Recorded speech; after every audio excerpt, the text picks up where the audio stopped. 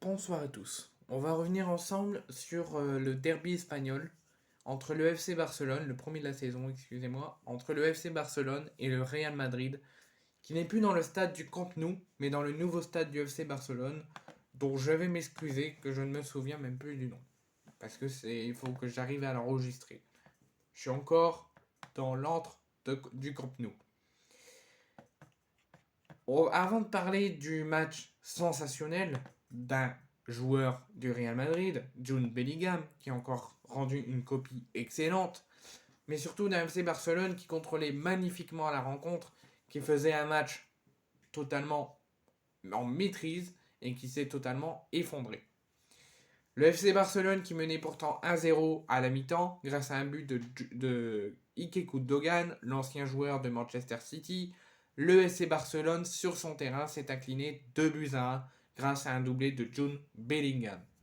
Avant d'analyser et de parler de cette rencontre, on va analyser, et je vais vous annoncer, les compositions qu'a mis Xavi et Carlo Ancelotti pour cette rencontre. Donc côté FC Barcelone, Xavi a mis un dispositif de 3-4-1-2, Ter Stegen dans les cages, défense à 3, Aroro, Christensen, Martinez, milieu défensif à 4, Cancelo, Gavi, Gundogan, Balde, tout seul en 10, Firmin Lopez et deux attaquants, Ferran Torres et Joao Félix. Côté Real Madrid, pas de Thibaut Courtois. Kepa Arrizabalaga dans les cages pour un 4-1-3-2. Ferland Mendy, Alaba, Rudiger, Cavaral. En milieu défensif, tout simplement Chouamini. Attaque à 3, Kroos, Bellingham, Valverde pour le milieu offensif. Et attaque à 2, Vinicius et Rodrigo. Lewandowski, Rafinha, Romeu et Lamine Yamal sont rentrés côté FC Barcelone à la place de Firmin Lopez, de Ferran Torres, de Félix et de Cancelo. Côté Real Madrid, Vinicius, Rodrigo, Kroos, Mendy ont cédé leur place à Eduardo Camavinga, à Rossellou, à Lucas Vazquez et à Luka Modric. Le Real Madrid, qui était mal démarré, qui a très mal démarré son match, et renverse le FC Barcelone sur son terrain et remporte le premier Classico de la saison grâce à un doublé de Jude Bellingham. C'est le rendez-vous que toute l'Espagne, voire la France même, voire l'Europe même attendait pour cette 11e journée de Liga. Le FC Barcelone et le Real Madrid se retrouvaient pour le tout premier Classico de la saison avec un objectif différent des autres années pour les deux clubs. Rester dans le sillage du leader de Gijón, surprenant leader de la Liga, si les Merengues se présentaient avec une équipe quasi complète, malgré les absences de Courtois et de Militao, le Barça devait composer sans De Jong, Pedri, Roberto d'absents. Et Lewandowski qui devait être absent, finalement est là dans le groupe, mais a été trop juste pour une titularisation et n'a joué que 25 à 30 minutes.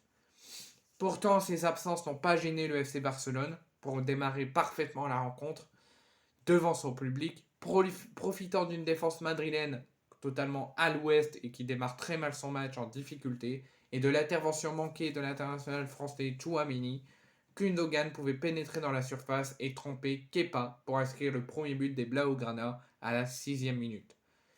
Sans réaction après ce but encaissé jusqu'à la 16e minute, le Real Madrid n'y arrivait pas face au pressing du Barça. Valverde mettait même en danger Toni Kroos qui offrait une balle de break à Firmin Lopez, mais le jeune catalan trouve le poteau. Donc en 17 minutes, c'est un début cauchemardesque et catastrophique pour le Real Madrid, mais un début sensationnel et totalement parfait pour le FC Barcelone. En maîtrise, le FC Barcelone par contre ne parvient pas à se mettre à l'abri et est sûr à les concéder des occasions. Et Firmin Lopez trouvait même encore le poteau à la 51e minute. Mais alors que les attaquants madrilènes ne parvenaient pas à se démontrer, pareil pour le Real Madrid tentait de faire la différence de loin. Après une première alerte de Chouameni sauvée par Ter Stegen, c'est Bellingham, encore lui, vers les 20 dernières minutes de jeu, une sublime frappe lointaine pour tromper Ter Stegen et d'égaliser. C'est la punition pour le FC Barcelone qui a fait un match sensationnel pendant près de 50 minutes avec plein d'occasions pour tout simplement faire le break, voire plus. Et c'est la punition de se faire égaliser parce que les occasions n'ont pas été concrétisées. Mais après cela, le match allait dans tous les sens. Le FC Barcelone tentait de revenir, d'oublier ce non-concrétisation d'action. et le Real Madrid essayait de passer devant, et les décisions arbitrales étaient contestables, ce qui a emmené un petit peu de tension, à l'image de 2 pénaltys non sifflés par l'arbitrage vidéo sur Araujo côté Barcelone et Camavinga côté Real. Et dans une fin de match où le FC Barcelone aura globalement dominé, c'est encore Jude Bellingham qui aura encore été décisif pour faire basculer dans la rencontre pour le 2-1 pour le Real Madrid et la victoire et du Real Madrid qui repasse premier, qui fait descendre Rérón à la deuxième place. Et le Real Madrid est actuellement premier avec 28 points, égalité avec le haut, la surprise Rérón avec 28 points également. Donc actuellement le top 4, le FC Barcelone est troisième avec 24 points, le Real Madrid est leader avec 28 points à égalité avec Rérón qui est également sur le podium mais deuxième avec 28 points, et l'Atlético Madrid est quatrième avec 22 points. Pour le moment, il y a 4 points de différence entre le FC Barcelone, Rérón et le Real Madrid, mais ça se tient en 2 points entre le FC Barcelone et l'Atlético Madrid.